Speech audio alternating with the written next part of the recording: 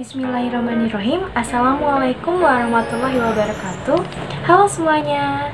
Perkenalkan, nama saya Tiara Ardianti dari Program Studi Pendidikan Biologi semester 2C dari Universitas Islam Negeri Sunan Gunung Jati Bandung.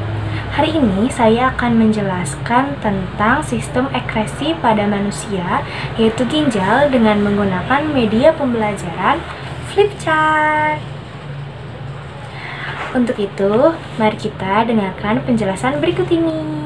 Baik, untuk flipchart yang saya gunakan dengan materi sistem ekskresi pada manusia, yaitu ginjal, terdapat mind mapping pada slide pertama. Di sini disebutkan ginjal, G-I-N-J-A-L. Mind mapping ini berisi apa saja yang saya akan jelaskan pada video kali ini menggunakan media pembelajaran flipchart ini. Di sini terdapat definisi nefron, ada tahap pembentukan urin, ada kelainan, dan ada juga cara menjaga kesehatan ginjal. Pada definisi terdapat pengertian, fungsi, bentuk, ciri, dan posisi dari ginjal tersebut. Lalu ada pada nefron, terdapat bentuk nefron, badan Malpighi, dan juga tubulus-tubulus atau saluran-saluran atau tubulus. Selanjutnya, pada tahap pembentukan urin yang dibagi menjadi 3 tahapan, yaitu ada filtrasi, reabsorpsi, dan augmentasi. Selanjutnya pada kelainan, saya juga menjelaskan bagaimana kelainan pada ginjal, yaitu terdiri dari albuminuria, batu ginjal atau kencing batu, diabetes mellitus, diabetes insipidus, uremia, dan nefritis. Selanjutnya, pada bagian terakhir saya akan menjelaskan bagaimana cara kita menjaga kesehatan ginjal dengan cara mengatur cairan tubuh, mengatur pola makan, dan minum air putih, dan cek kesehatan ginjal secara rutin. Kalau begitu kita simak ya penjelasan berikut ini. Nah, pada bagian pertama, saya akan menjelaskan mengenai definisi ginjal.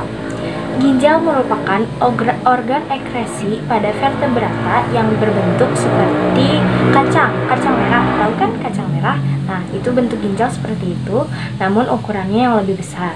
Lalu ginjal ini berfungsi sebagai penyaring kotoran atau terutama urea dari darah dan membuangnya bersama dengan air dalam bentuk urin.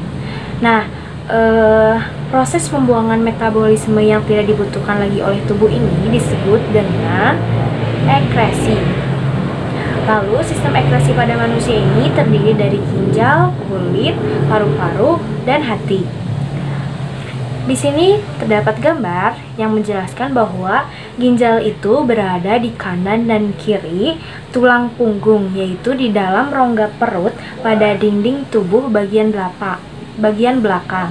Jadi ginjal itu terdapat pada kanan dan kiri tulang pinggang kita ya, ada di bawah sini. Dan itu tuh bentuknya itu seperti biji kacang merah, warnanya warna merah. Terus ginjal di sebelah kiri terletak lebih tinggi daripada ginjal di sebelah kanan, dan kedua bentuk ginjal ini berwarna merah karena banyak darah yang masuk ke dalamnya melalui pembuluh arteri besar dan akan keluar dari ginjal lewat vena besar. Lalu pada gambar ini juga disebutkan bahwa ginjal itu terdiri dari 3 lapisan, yaitu bagian luar disebut kulit ginjal atau cortex renalis, di bawahnya medulla renalis, dan bagian dalam terdapat rongga ginjal atau pelvis renalis sebagai penampung urin sementara sebelum dikeluarkan melalui ureter. Jadi bagian ginjal itu ada 3 ya, ingat-ingat. Yang pertama itu adalah cortex renalis, yang kedua itu adalah medulla renalis, dan yang ketiga itu ada pelvis renalis. Cortex, medulla, dan pelvis ya. Nah, kali ini saya akan menjelaskan mengenai nefron. Ternyata ginjal ini terdiri dari kurang lebih 1 juta alat penyaring yang disebut dengan nefron. Apa itu nefron? Nefron merupakan penyusun utama ginjal yang berperan penting dalam proses penyaringan darah pada ginjal. Bentuknya terdiri dari komponen penyaringan atau badan Malpighi dan dilanjut oleh saluran-saluran ataupun tubulus. Badan Malpighi ini mengandung gulungan kapiler darah yaitu glomerulus yang berada pada kapsula Bowman. Dan disinilah proses penyaringan darah terjadi. Dapat dilihat ini gambarnya. Badan Malpighi kemudian melanjutkan salurannya ke medula renalis atau bagian tengah ginjal dan korteks renalis. Saluran-saluran itu terdiri dari tubulus proksimal, lengkung Henle atau saluran ginjal yang melengkung pada daerah medula menghubungkan tubulus proksimal dengan tubulus distal.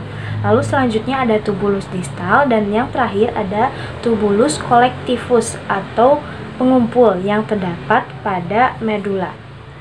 Selanjutnya yaitu tahap penyaringan atau pembentukan urin. Perlu kita ketahui bahwa tahap pembentukan urin dibagi menjadi 3 tahapan, yaitu tahap filtrasi, reabsorpsi, dan augmentasi. Yang pertama, kita akan menjelaskan mengenai tahap filtrasi. Pembentukan urin dimulai dari darah mengalir melalui arteri aferen ginjal dan masuk ke dalam glomerulus yang tersusun atas kapiler-kapiler darah. Saat darah masuk ke glomerulus, tekanan darah pun menjadi tinggi sehingga mendorong air dan zat-zat yang memiliki ukuran kecil akan keluar melalui pori-pori kapiler dan menghasilkan filtrat. Cairan hasil penyaringan tersebut atau filtrat tersusun atas urobilin, urea, glukosa, air, asam amino, dan ion-ion seperti natrium, kalium, kalsium, dan klor. Selanjutnya, filtrat selanjutnya disimpan sementara di dalam kapsula Bowman dan disebut urin primer. Sementara itu, darah dan protein tetap tinggal di dalam kapiler darah karena tidak dapat menembus pori-pori glomerulus. Ini gambarnya. Lalu selanjutnya ada tahap reabsorpsi. Pada tahap ini, urin primer yang tadi dihasilkan oleh tahap augmentasi masuk ke dalam tubulus proksimal dan terjadi proses penyaringan kembali zat-zat yang masih diperlukan oleh tubuh, yang seperti glukosa, asam amino, ion kalium, dan zat yang masih dibutuhkan lainnya diangkut ke dalam sel, kemudian ke dalam kapiler darah di dalam ginjal. Hasil dari tahapan ini yaitu urin sekunder yang mengandung air, garam, urea yang menimbulkan bau pada urin, dan urobilin atau pemberi warna kuning pada urin. Dan urin sekunder yang tadi dihasilkan selanjutnya masuk ke lengkung Henle dan kemudian masuk atau menuju tubulus distal. Pada lengkung Henle ini, air dalam urin sekunder ini terus direabsorpsi dan kemudian menuju tubulus distal. Tahap yang ketiga yaitu tahap augmentasi, yang merupakan proses pengeluaran zat yang tidak dibutuhkan oleh tubuh ke dalam urin sekunder. Lalu terjadi di tubulus distal dan masih ada proses penyerapan air, ion natrium, klor, dan urea. Dan hasil dari tahap augmentasi ini disebut sebagai urin sesungguhnya. Lalu urin sesungguhnya ini disalurkan ke dalam pelvis renalis atau rongga ginjal. Urin yang terbentuk selanjutnya keluar dari ginjal melalui ureter dan menuju kandung kemih yang merupakan tempat penyimpanan urin sementara. Kandung kemih ini memiliki dinding yang elastis dan mampu meregang untuk dapat menampung sekitar 0,5 liter urin. Kontraksi otot perut dan otot-otot kandung kemih akan terjadi saat adanya sinyal penuh dalam kandung kemih. Nah, kontraksi otot ini pun yang menyebabkan urin dapat keluar dari tubuh melalui uretra. Jadi seperti ini. Urin yang dihasilkan pada proses ekresi pada ginjal akan keluar melalui ureter menuju kantong kemih. Di sini tempat penyimpanan urin sementara, dan apabila sudah penuh akan keluar melalui uretra. Nah, selanjutnya saya akan membahas mengenai gangguan sistem urinaria. Di sini saya akan menjelaskan 6 gangguan atau 6 penyakit yang terjadi pada sistem urinaria. Pertama ada albuminuria, yaitu penyakit yang terjadi akibat ginjal tidak dapat melakukan penyaringan protein atau albumin dan akan keluar bersama urin. Penyakit ini disebabkan oleh kerusakan pada glomerulus. Jadi glomerulusnya tidak berfungsi dengan baik dan akan menyebabkan urin ataupun protein yang harusnya diserap oleh atau disaring oleh glomerulus ini lolos dan masuk ke dalam urin hingga dikeluarkan pada saat proses pengeluaran urin tersebut. Lalu ada yang kedua itu ada batu ginjal atau kencing batu, yang merupakan penyakit karena adanya pengendapan pada rongga ginjal atau kantong kemih. Endapan ini bisa berupa senyawa kalsium dan merupakan asam urat, kelainan atau kelainan metabolisme. Selanjutnya ada diabetes mellitus atau kencing manis, yang merupakan penyakit karena terdapatnya glukosa atau gula di dalam urin. Hal ini terjadi karena adanya penurunan produksi insulin yang dihasilkan oleh pankreas yang menyebabkan terganggunya proses perombakan glukosa menjadi glikogen dan reabsorpsi glukosa dalam glomerulus. Ini hampir sama ya sama albuminuria, hanya kalau diabetes mellitus ini yang ada dalam urinnya itu adalah glukosa yang seharusnya diserap oleh tubuh. Lalu ada diabetes insipidus yang disebabkan oleh kurangnya hormon ADH atau antidiuretik hormon sehingga ekresi urin meningkat. Penderita ini disarankan untuk banyak minum agar tidak terjadi dehidrasi. Jadi untuk penderita diabetes insipidus ini sepertinya banyak mengeluarkan urin atau terjadinya peningkatan sistem ekresi urinnya. Yang kelima itu ada uremia, yaitu keadaan toksik dalam darah karena mengandung banyak urea. Hal ini terjadi karena adanya kegagalan fungsi ginjal dalam proses pembangunan urea keluar dari tubuh. Jadi sepertinya uremia ini terdapat kesalahan pada proses pembuangan urea yang terlalu berlebihan. Dan yang terakhir ini ada nefritis, yang merupakan radang nefron pada ginjal yang dapat disebabkan oleh infeksi bakteri. Bakteri ini yaitu bakteri Streptococcus. Dan bakteri ini dapat masuk melalui sistem pernapasan dan peredaran darah hingga ke ginjal. Nah, kali ini saya akan menjelaskan tentang bagaimana kita menjaga kesehatan sistem urinaria. Yang pertama, kita harus menjaga cairan pada tubuh. Yang kedua, mengkonsumsi makanan yang sehat. Makanan yang sehat akan menjadikan tubuh kita juga menjadi lebih sehat.